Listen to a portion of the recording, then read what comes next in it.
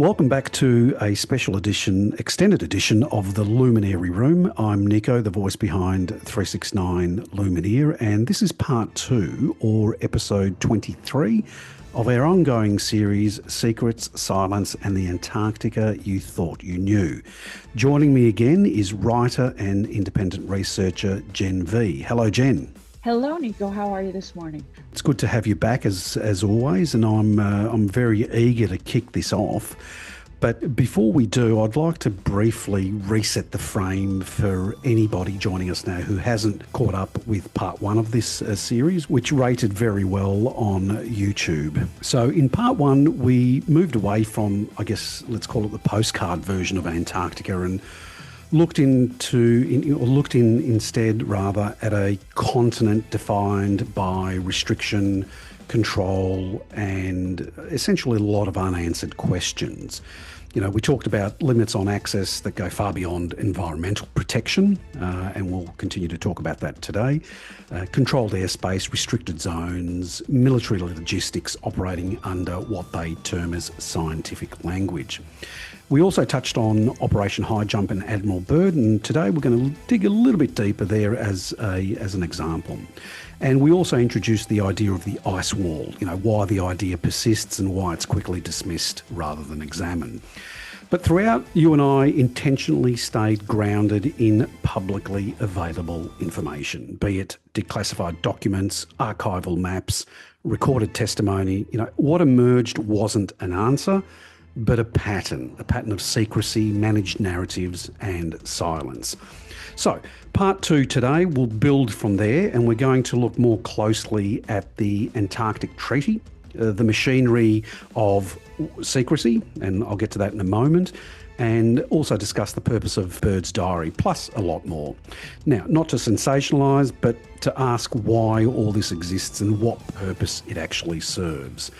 And the question for me underneath all of this remains fairly simple. It's when information is withheld, is it because there's nothing to see or because there's too much to see? So I'd like to start with what you have referred to as the secrecy industrial complex. It's not a single organisation, but in fact a system. It's a network of government agencies, defence contractors, intelligence alliances, and of course private interests that benefit from controlling what essentially the public gets to see. It runs on classification and redaction, on the idea that national security justifies silence. Narratives are simplified, difficult questions are shut down, and they're shut down early. Now, the system doesn't need constant lies. It needs to control the contexts. It releases fragments, withholds the bigger picture, and lets the debate, let's say, stay on the periphery. And that's intentional, that's by design. If you push too hard and the response is familiar, they ridicule, they attack your credibility, and they go silent. So let's kick this off. My question to you, Jen, to get us started, and thank you again for your time, is this. If secrecy is now institutional rather than situational, as a researcher, how do you tell the difference between legitimate national security and deliberate narrative management? I think at this point, there isn't much of a difference. And the reason I say that is because there is the censorship industrial complex that feeds into the secrecy industrial complex. And the reason I say it's mainly institutionalized is because our entire power structure is now institutionalized through the World Economic Forum, the UN, the World Health Organization, and so forth. There are leaders with egos so there's infighting, and so there may be situational things. For instance, Venezuela happened recently. Sure. And Iran and so forth. I'm not making commentary on them. I'm just pointing out that's situational. However, the management of the overall narrative will never be something that is contralateral to the interests of the global group. So they set up a false paradigm to allow you to believe, or anyone in whatever country, that their leader is the maverick, when in fact, they're all attending the same forums and agreeing to the same plans, just packaged differently. So I would say that even in situational context, it is institutional. In terms of, do you think there's a difference between, let's say, the secrecy industrial complex and the military industrial complex that we constantly hear about, in the mainstream? And when I say mainstream, I say about social media. A lot of people are talking about the military industrial complex. Are they one of the same? It's a good question, and I appreciate you asking that. I would say that for the most part, everything falls under what is considered the military industrial complex, because within that is the Department of Defense and similar analog groups within each country in the West. So under the Department of Defense will be the intelligence agencies that are responsible for the classification, and other agencies that are underneath the overall Department of Defense. So the long and short of it is the directives for both censorship and complete classification and secrecy fall under the umbrella within the military industrial complex. And that's a good little segue into, I guess, let's maybe bring up the topic of the treaty itself. Now that we've established that defence departments, not just the US, the UK, all countries, as we know, 159 countries have agreed to this treaty. Perhaps let's start with enforcement. Do they enforce it? Within the language of the treaty, it is up to each individual nation that is part of the treaty to police themselves. So it is a self-enforcing, which is tantamount to an agreement with no teeth. So the promises to follow rules with hidden loopholes render the rules meaningless if there's no enforcement. So who ultimately has control? I know we say there are 159 countries, but by the sounds of it, every country breaks the rules. And if they break the rules, then, hey, so be it. That's on us, right? From what I understand and what I constantly see on social media, because that's for me, the litmus test in terms of the truth that's out there. Does the US, and again, I don't want to focus on the US per se, but does the US have a controlling interest in how things operate within Antarctica? I think that empire, as we know it, like the British Empire, for instance, handed or passed the torch to America because of our defense industries and ability to produce and manufacture the weapons of war. So from the standpoint of enforcement, in addition to lateral groups that are not officially recognized, like the Knights of Malta and so forth, America is largely responsible, not because they have hegemony. It's more about the power structure that sits over the international organizations and unions that we're aware of. So it's purely speculative, because I haven't met these people, nor have you, that whoever sits on top of the World Economic Forum, UN, World Health Organization, NATO, all of these different alliances, EU, we don't know the people behind the forward-facing public group. And it is what I call the men at the high table, or women, but let's just say for the sake of ease, without focusing on pronouns. The people at the high table give the orders down, and they decide who is doing what. And my question probably extends beyond that. The people at the top, do they tend to be American purely because of its military power? What we see in the mainstream, for example, is that, particularly with what's going on now with, Trump wanting to take over Greenland and invading, or whatever word you want to use, Venezuela, Argentina, etc.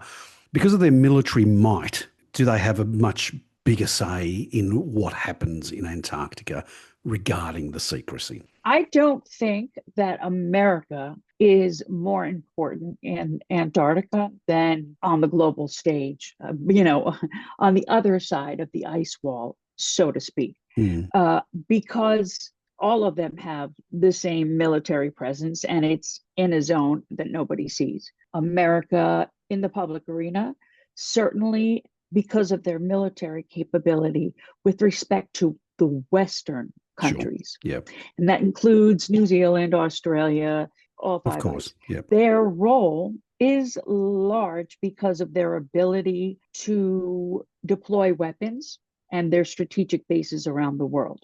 Mm. But I would submit that even with what you just referred to, and Greenland, I don't think anything happens that isn't scripted. There may be different avenues for which things play out, depending on leaders, their egos, public opinion that can sway which way things are run. But it seems to me, over a lot of decades, that there are avenues that are accepted. So things don't happen that catch other countries within this Western context by surprise. Sure, sure. Okay.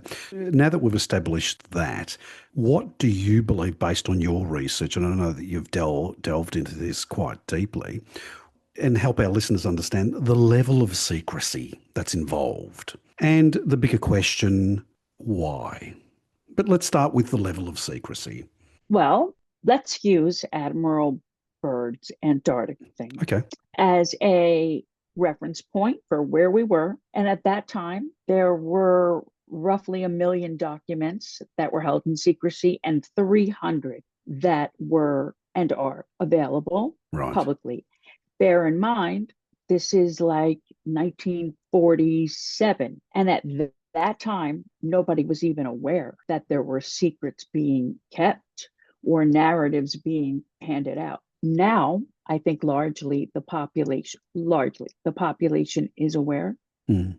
All of us have been affected by censorship, whether it's videos going up on YouTube and gatekeepers that have podcasts that will only allow information to get close enough and then steered away from greater truths.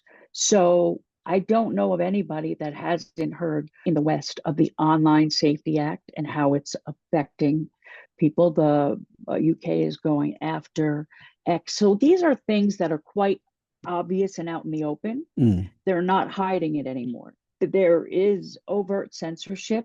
Would you agree, Nico? I do, and I probably have a little bit to say on that.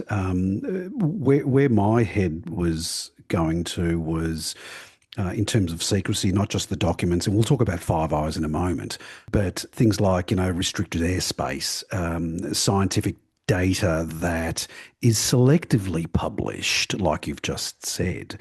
And again, I can mention HARP here, but we won't go into that because that sort of goes off into something different. For me, the big question is why the level of secrecy? I can suggest that, there's something beyond the ice wall. Some people don't even believe there's an ice wall that exists, but I can justify it by saying, well, okay, there's land beyond the ice wall, extra territory, etc. So in your view, why do you think they're actually keeping this so classified? Because to me, it's an anomaly. From my understanding, there are no other areas on this realm that are so heavily guarded. And my big question is, and I'm sure the listeners would want to know, why such heavy secrecy? Why such heavy enforcements, let's say, in this area in particular? I think the reason would be logically that there are secret agendas. We're told about openly Agenda 2030. Some would argue it started Agenda 21, 2030, 2050. These are the public facing. The heavily guarded military areas, such as you're referring to, that beyond the ice wall. And I want to differentiate what, like you were referring to, the ice wall. Whether you think the Earth is round or flat is of no importance. Of course.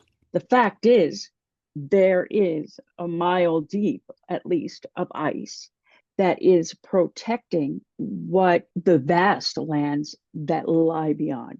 So even if you can conceptually just wrap your head around the fact that you can go on Google Earth and just see ice. So from that perspective, to make it easier for people on a simplistic level, there is ice and there's activity behind it. I think that it can go off into a lot of speculation that you and I have discussed, but it's about when you have that much military presence, it would suggest there is a lot of military activity going on that needs to be protected by the military that can respond closer to where people would be approaching. There would also suggest testing of either military weapons, possibly bioweapons that are so far out of sight, because humans would stand up if they understood the level of what must be going on to justify the levels of secrecy, because they do things intergovernmentally, underground, in bases, and a lot of those bases, as you know, like Pine Gap, there's some silly stuff, but on the surface, but everything is going on underneath. So the fact that this Southern Arctic, the Antarctic area is so enforced tells me, this isn't fact, but it tells me as a critical thinker that it would be completely unacceptable for whatever is going on there to be found out. A lot of people speculate it could be anything from aliens to transport of humans to testing, and certainly military testing, because the purpose of keeping people so far away from just the ice wall is so that nobody can see what's actually going on. Are you suggesting that humans aren't ready to understand what's beyond there? I would suggest that the leadership isn't ready to unleash whatever they're doing there, because there's a greater agenda at play. In your view, do you know what that agenda could possibly be? And I know we're speculating. It is listed on many different sites. The Club of Rome encouraged a book called The Population Bomb, written by Paul Ehrlich, which was written in the late 60s to start priming people for this crisis of overpopulation, which then was also married with climate. Now it's climate change. It was global warming. And so the idea was that the population bomb was saying that if we don't get rid of a large amount of people, everyone in the 70s and 80s is going to starve to death. Much like, if you remember, Al Gore released The Inconvenient Truth, which was a climate documentary that said New York in the 2001, I think, right after the election that he lost to George W. Bush, that said New York would be underwater by 2005 or 2010, so would England, and so forth. I'm not contending that it's impossible that may happen at another time, but it's the constant immediacy and the fear and the scaring. I don't think people understood at that time that eugenics was a very, very accepted and definitely well documented and not even classified in this country. Bill Gates has up 4 or 5 generations into it. Most of the people have had generations because a lot of it's carried out through the Fabian Society, which I know that you've discussed on terrific podcasts and conversations that you have with the Phoenician Hunter. And I believe that you covered them together. We have on 1 or 2 podcasts, and we'll put the links, all the relevant links in the summary notes of this chat so people can go to that should they wish to find out more. Okay, so the Fabian Society is one expression of so many secret groups that are called Freemasons, they're called Shriners, they're called the Council on Foreign Relations, the Trilateral Commission. There are all these different branches, and for the most part, except for the very top of these organizations, it's heavily compartmentalized the way government is. So they're used as different branches to accomplish different things, which is the ultimate goal, but it needs to be handled by different strands. Which kind of makes independent scrutiny almost impossible, really. Yes, because most of the people involved don't know what their piece is. I'm sure you've heard of when the nuclear bomb was being constructed. People didn't know what was happening across the hall from them. And because of their clearance, they weren't allowed to discuss. I shared in our last podcast that we have direct friends whose daughter was a driver there in Antarctica to drive scientists and also material around. She couldn't go past a certain point because very few have clearance, even the ones that operate out of the McMurdo station, which I'm going to name because a lot of the Western countries operate from within that particular one. And other Asian interests have their groups. There's Eurasian, big distinction. The clearances are so differentiated that the secrecy has to happen because nobody knows who else is cleared the way they are unless they're deployed for something together secretly. And so, like the building of the nuclear bomb, it was of supreme importance that it was a shock and awe sort of display to officially end World War II, even though it had already been declared over. They needed to go in and bomb.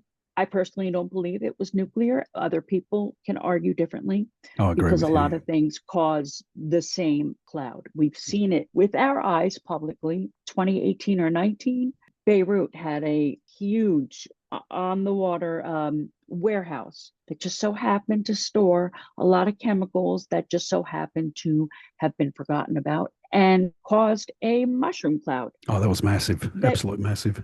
You remember that? I do, yeah. And people can search that on YouTube if they want to. It was crazy. So the things that I'm talking about, we can see with our eyes, and we don't need to even say a conspiracy theory. I can't tell you for sure what caused that explosion, but I know that we all saw it.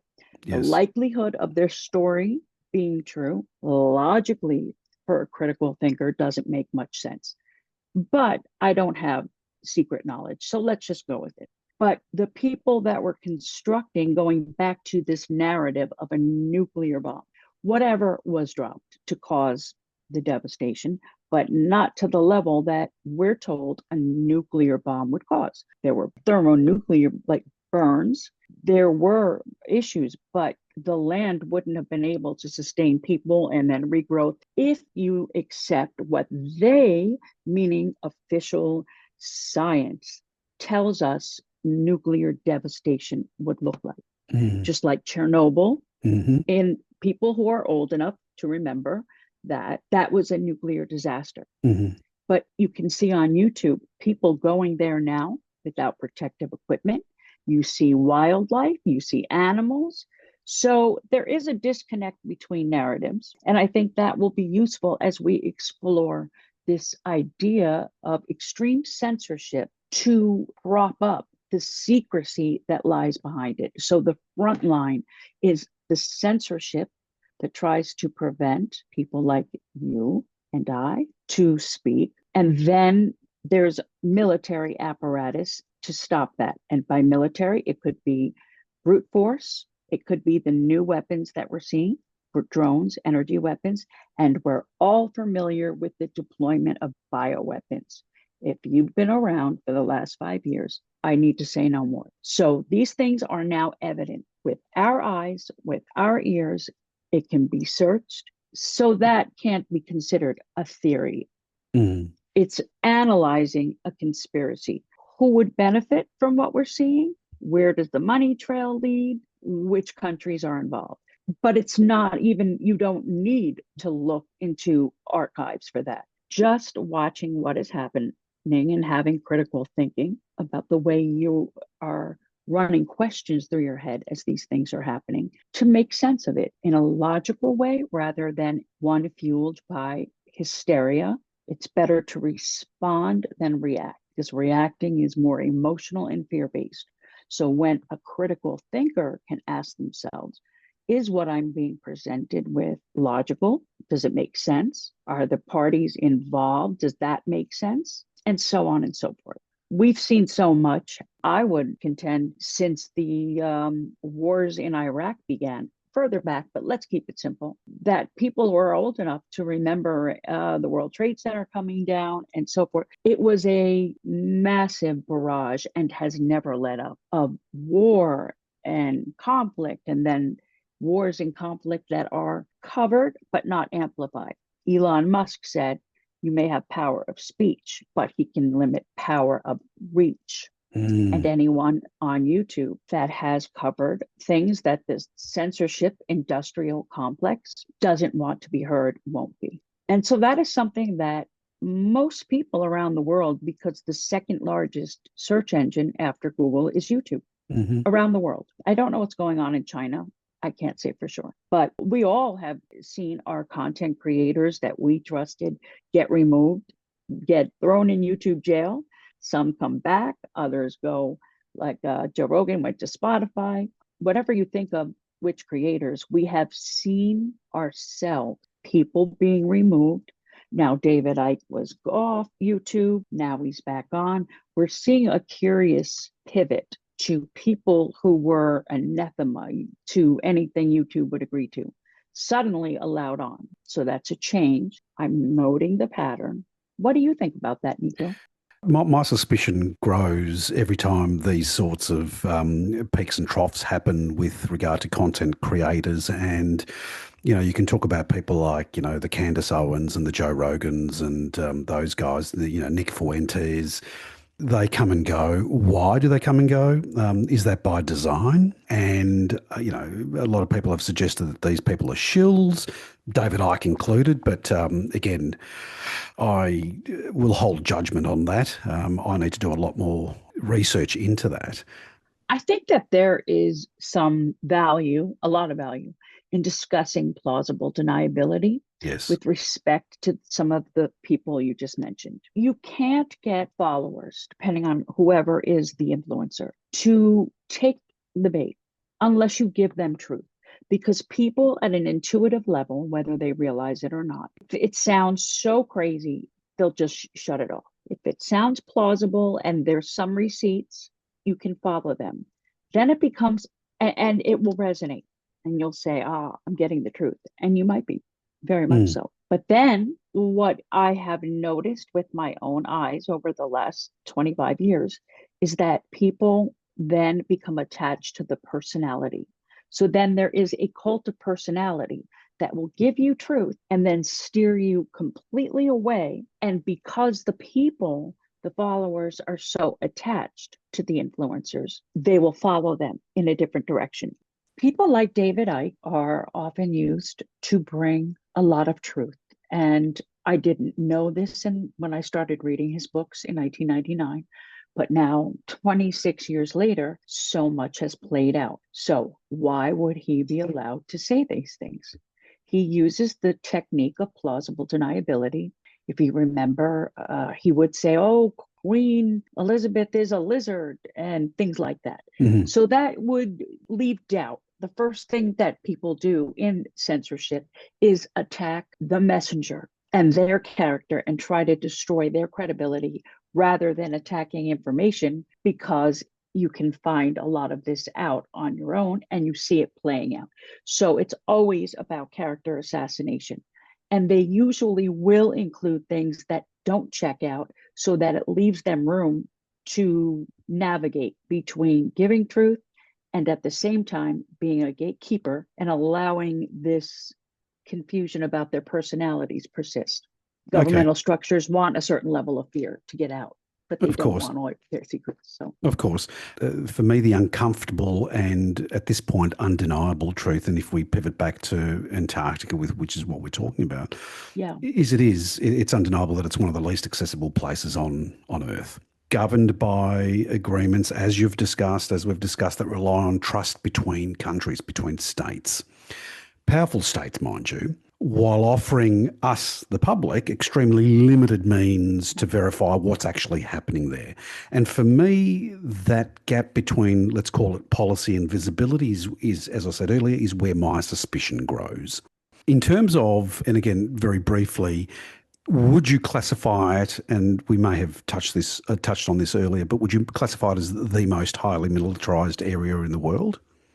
As far as I can see, but there are a lot of underground bases that are so heavily guarded and no one is even aware of them. I think that the overt military defense against anyone getting in is because people know that there are things going on in Antarctica. And Admiral Byrd discussed this, that there was enough fuel for hundreds of years of civilization, the minerals that at that time we didn't even know we needed. Maybe the military industrial complex did, but the masses didn't. Now I think the average adult realizes that there's a competition for lithium and silver and gold and so forth. Can we address the journal that was published? Of course. I was going to get to that, and we might come back to, I was going to ask you about defence budgets and so forth, but I think it's important that we address the journal because we did touch on it in part one of this, this series. I'd like to hear your thoughts on his diary because I know that you're well versed in this area. My big question is, how true is it? Why would it be published? What's the agenda for those publishing it? Can you maybe elaborate on that? Yeah, thank you for that question. Admiral Byrd's journal is available anywhere. Amazon, it's, I think, a 39-page. You can get it online for free as a PDF. And what that book did, I reread it this weekend because I've read it so many times, is there is a lot of conflation that we discussed in the last video about Arctic trips in the north, Antarctic trips in the south. But the thread that holds it together is this idea of hollow earth and underground civilizations and the narrative that he spoke with the great master, whose message was to tell the leaders. This was just in the wake of the bombs dropped in Hiroshima and Nagasaki. The interesting thing about this subject is it opened up a lot of conjecture about one hollow earth, which has so much history of mythology referring to this from one hemisphere to the next and east and west. So they always, meaning the powers that be, can confuse truth with history and history with myth. And like science fiction, often there's more truth in it than not. But I don't have access to either point. So with respect to this, I'd have to ask myself, so we don't get bogged down in the weeds. If Admiral Byrd, he went on that Longines Wittenauer interview that we discussed, and then after that, he was muzzled, meaning you cannot speak anymore. Different protocols were put in place, and he did not speak. And then he died a few years later. 2 years later, that's right. I think 2 years later, right.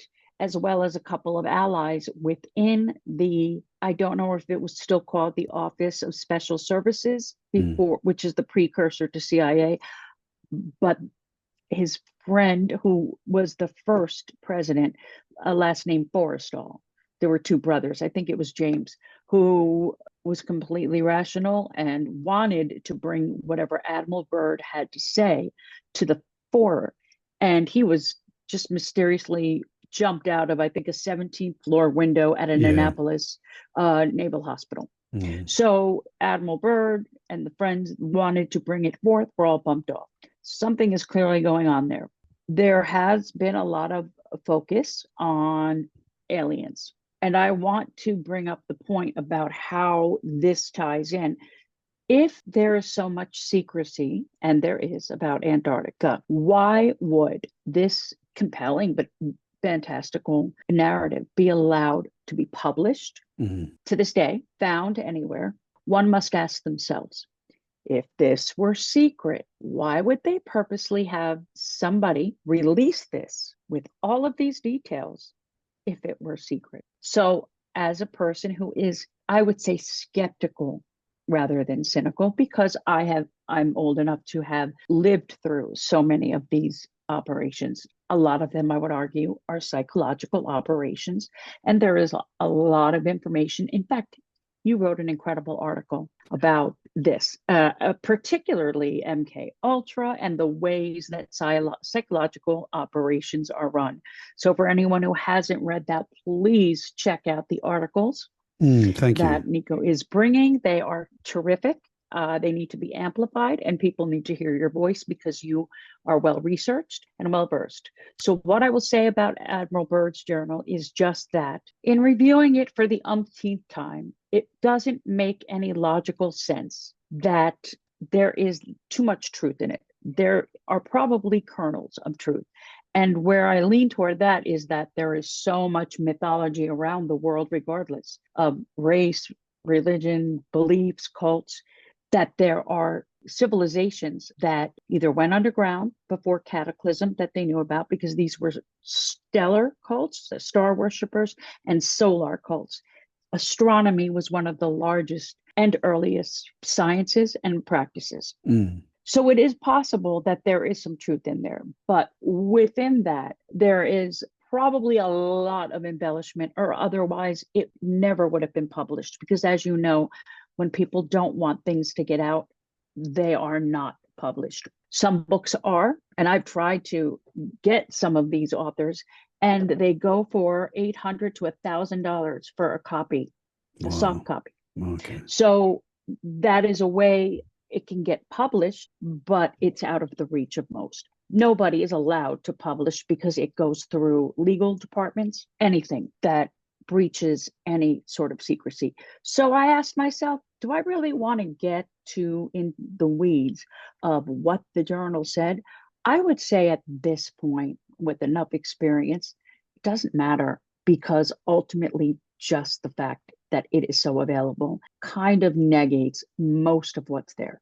That is my opinion. What do you think about that? How do you feel about that? Look, I agree with everything that you've said, and I try and weigh up everything that I've researched and read regarding what's happening there, and particularly, and again, I'll be quite honest and say that I haven't read Byrd's diary in full. I've obviously seen the Longines interview. Again, what my question is, he spoke about territory, expansive territory, resources like coal, oil, gold and silver, as you've said.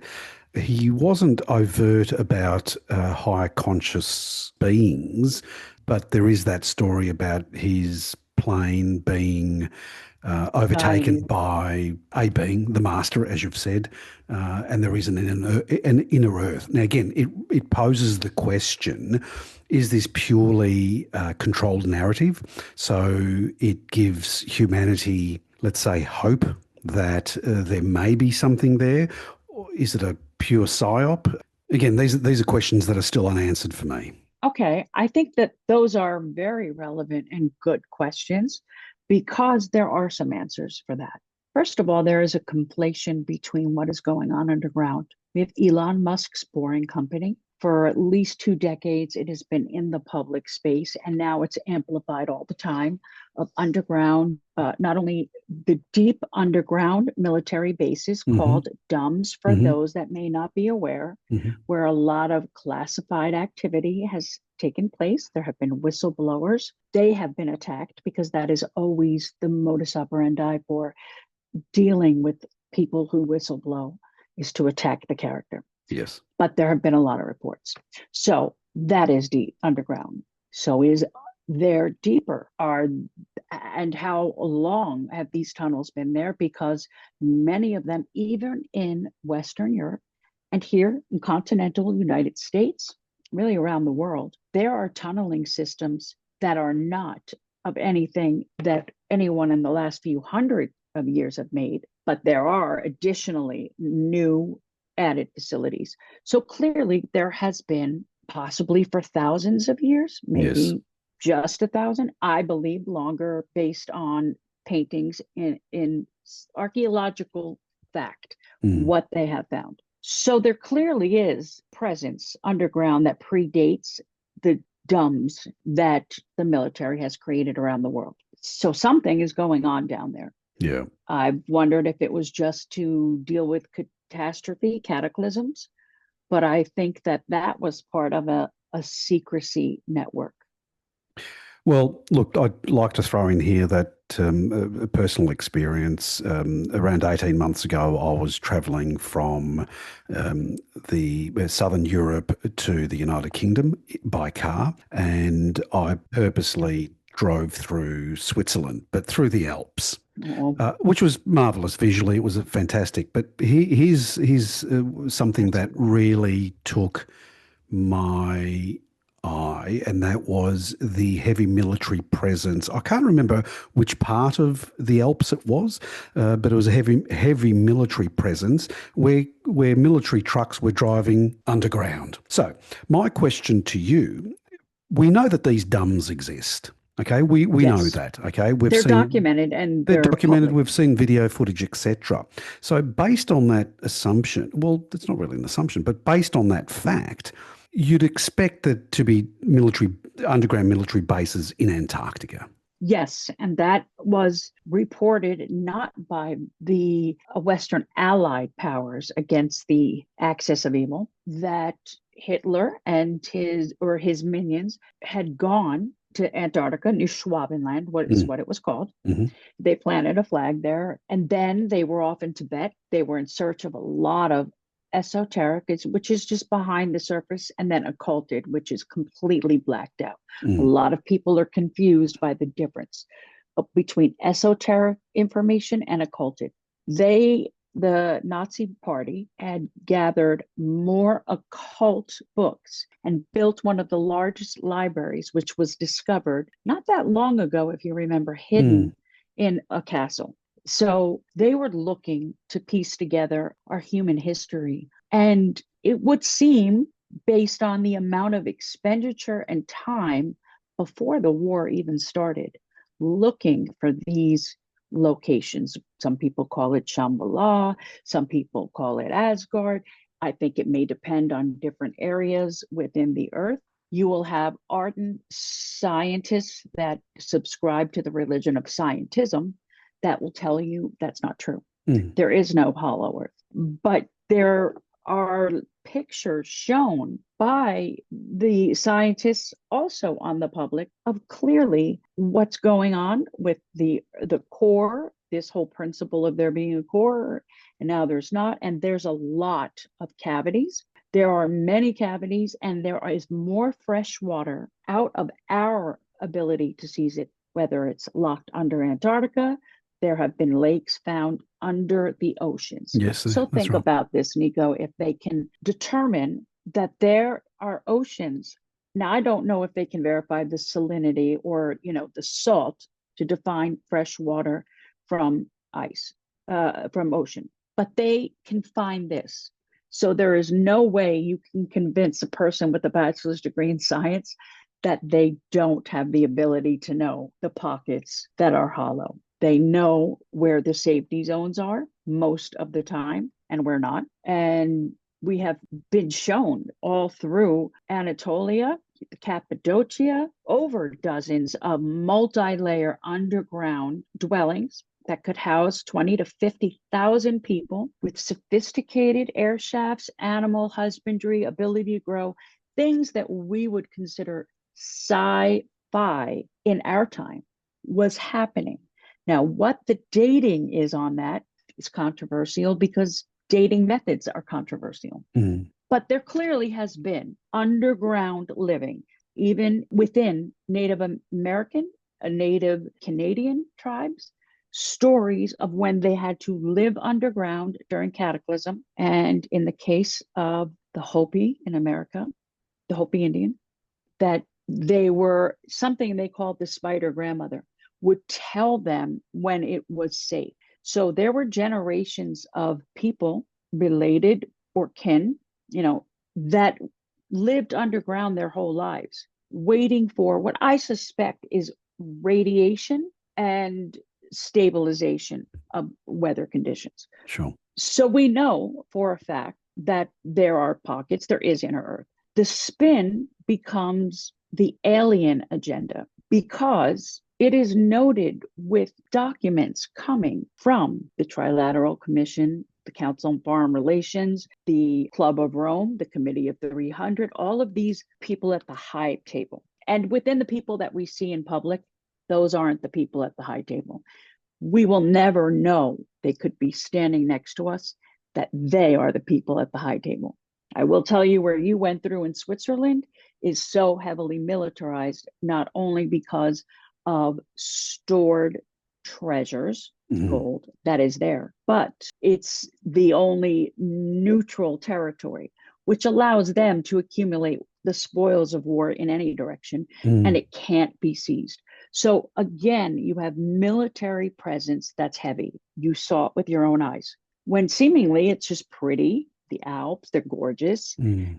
Why all of these things? And you've got CERN obviously covering a 20-mile radius around that area as well. So 17 there. And in North America, we have a larger Hadron Collider than CERN, wow. which tells me something's up with that. All of the rituals that get televised that people would classify as satanic, depending on your religious belief, Sure. but no matter what, disturbing imagery. Yeah, yeah. And it's all directed there. And what I have learned is anytime they say look left, look right. If they say look up, look down. Yeah, of course. There's also an overuse of the term alien. Mm. Alien is anything that is foreign to us. That's right. So if you remember, before the migrant crisis that has overtaken the West, no matter the Southern Hemisphere in Australia to here, up in the Northern Hemisphere, they used to be called aliens. That's right. Now they're called migrants. Mm. Why did they back off? Because they wanted to make a distinction between people and other aliens beings that come from the sky. Now, they use the term space, and that's just the space between one hand and the other. It's the space between the floor and the ceiling is space. I find it interesting that Trump, first term in office, developed the Space Force. But the patches that the different divisions have say things like microwave energy weapons, directed energy weapons, ultra low frequency weapons. And is it keeping us out of certain spaces, like whatever's behind the ice wall in Antarctica? So it could be guarding us from space. And anything alien is just something unfamiliar, but they definitely backed off of using that term for migrants. Have you noticed that, Nico? and also the term extraterrestrial. You know, Hollywood has made such a business out of that word extraterrestrial, and people automatically think aliens from space, whereas, you know, the Latin term is extraterritorial. That's right. Yeah, so that's just any land that we're not either aware of or not able to access. That's right. So yeah. From Antarctica, they're considered ultra terrestrial, meaning ultra, extra, but we do know of the place, it can't be accessed. So there is suspicion and some evidence that large numbers of people were escorted after the World War II to Antarctica, like on the course of estimated now to be several million. Right. Okay. They had this breeding program called the Lebensborn, and you can see documentaries on YouTube. So this isn't conjecture. And what can't be proven, because we can't get behind the ice wall, people who aren't classified, is what happened to all of those people. It was factually documented that there were huge submarines off the very Tierra del Fuego, the closest point to Antarctica from South America. And there is absolutely huge German communities. I had a very close relative from my family of origin that lives in South America.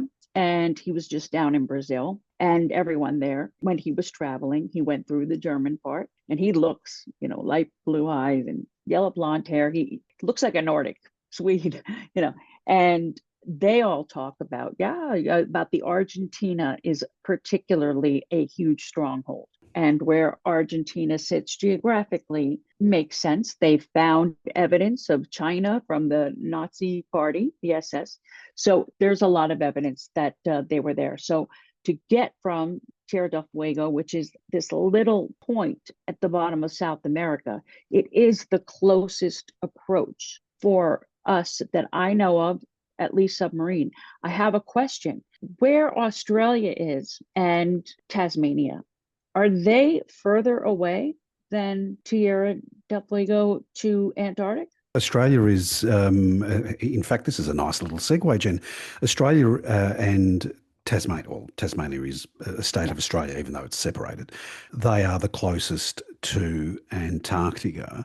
Which brings me on to the point, and I know that we've discussed this off air about Five Eyes and Agenda 2030. Can we perhaps pivot a little bit and talk Of about that course. in the interest of time, because we are running Right. short? Of course. I'd like to know your thoughts on Five Eyes and Agenda 2030 and how that's related to Antarctica, the treaty, etc. One thing I would ask for you to first do is just quickly summarize for people who are not familiar with what the Five Eyes, Okay, when yep, we use sure. that term, means, so that when they're listening, they aren't confused. Of course. Well, and I'll be very brief here. Yeah. My understanding of Five Eyes is that it's let's say, an intelligence sharing allegiance between five countries: the US, the UK, Australia, Canada, and New Zealand. Thank you. It began after World War II as a way to share Mhm. intelligence, things like, communications, intercepts, surveillance data, strategic analyses, etc. And over time, it actually evolved into a deeply integrated system where intelligence was essentially pooled, analysed, and circulated cross borders. Now, the example that I always give to people when they ask me that question is whether they've heard of Pine Gap in Australia.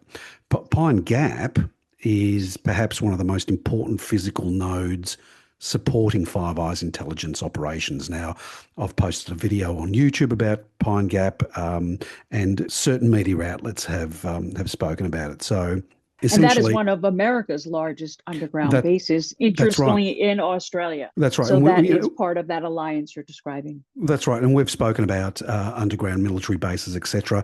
It just so happens that the information that I've read is that there are tunnels that go from Pine Gap, which is in the centre of Australia, through to Canberra, which is the capital city of On the other Australia, side.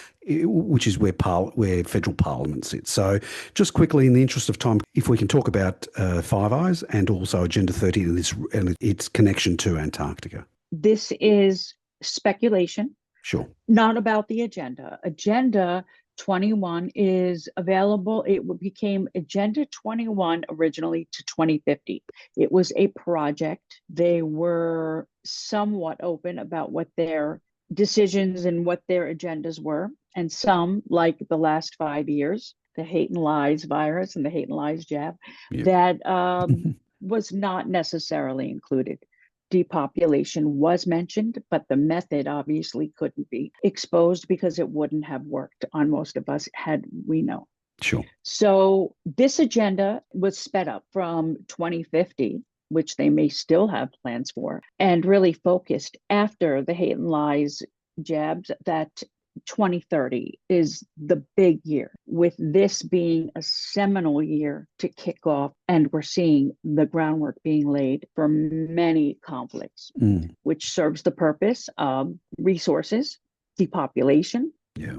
destabilization, and always migration, which we're seeing more than ever. So Agenda 2030 now, because we're past 21, we all lived through that, involves unfortunately the same things. It's so people are confused about the new world order is something to come. It's already, we're living under the rules-based new world order. Yep. The next step is one world government, and that's the key. So as it may relate to Antarctica, too many people are using the northern Arctic Ocean. Russia's there, China's there, America's there, trolling for supremacy. Antarctica is so far removed with the distance of the 60-degree latitudes south that nobody can get past. It stands to reason that whatever is going to be used. Now, there has been speculation. Climate change kind of failed.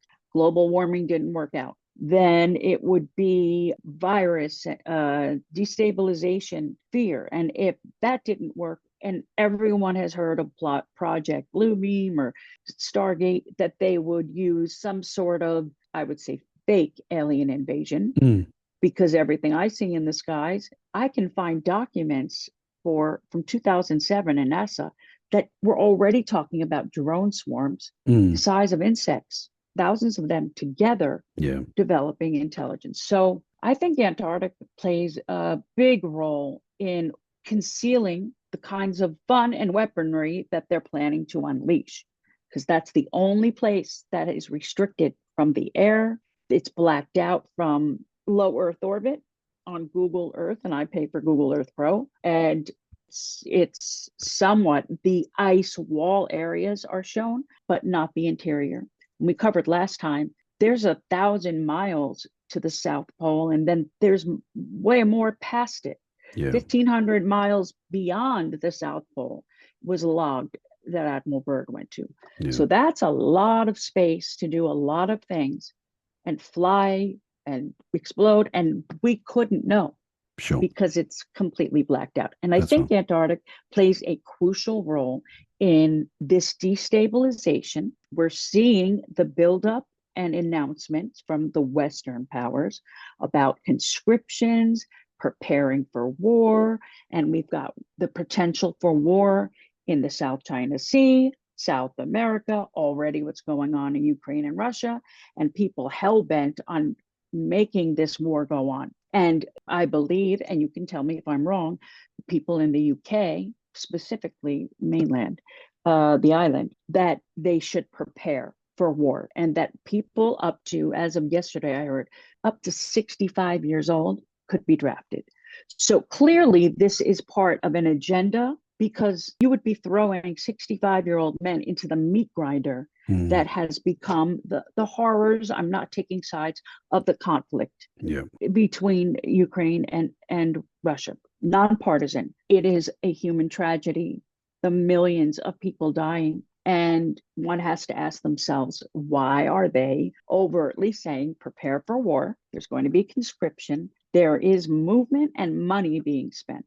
And America's budget, soon as Trump took office, he changed everything to the Department of War. And our military budget this year, DoD, Department of Defense, is $1.5 trillion.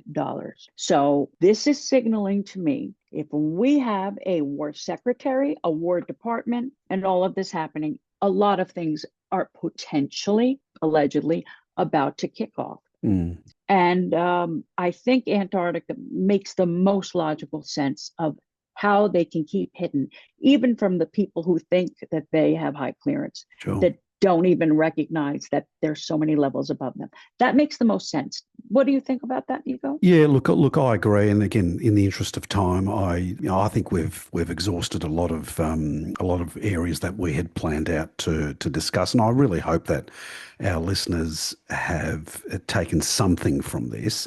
As I said, we've covered a lot of ground, and again, not all of it sits comfortably, and it's not meant to.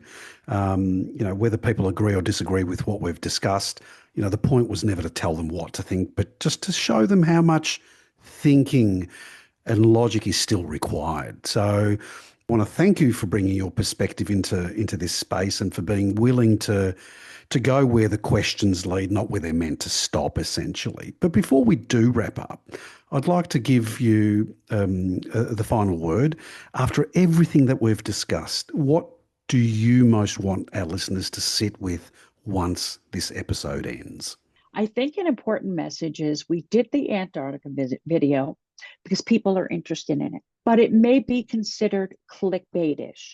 What we tried to do was bring the past and their secrecy into what's going on now, so that the listeners can start to realize things are serious, but they need to use their critical thinking to avoid reactionary, fear-based, emotionally led thinking. So if we can get this across, it's not sexy, it's not saucy, but it is needed in this time that we're facing to have these conversations about how to critically think and observe what's going on. And that would be my message. Brilliantly said, Jen. Thank you again for your insights and for the care you've taken in sharing them. I'm very, very grateful for your time. Thank you for having me. I really appreciate this. And who knows where this will go. It may turn into a part 3. It may turn into a completely different discussion, but very insightful discussion. So thanks again. Thank you. Take care. And for those listening, we'll place all the links and source material mentioned today in the summary notes, so you can explore them directly, including Jen's Substack link, so you can follow her work. If conversations like this matter to you, the most effective thing you can do is keep them in circulation. So I encourage you to share this and other episodes. Subscribe if you haven't already, but I must stress that these conversations aren't asking you to agree with everything we've said today. Simply to resist the idea that only approved narratives deserve airtime. Until next time, remember this: governments and militaries don't just manage territory and weapons. In this day and age, they manage stories. Your responsibility is not obedience to those stories, but vigilance towards them. So question what's framed as settle and notice what's rushed past. And above all, pay attention when curiosity is treated as a threat. As always, stay curious, stay critical, and stay aware. You've been listening to The Luminary Room. This is Nico and Jen signing off.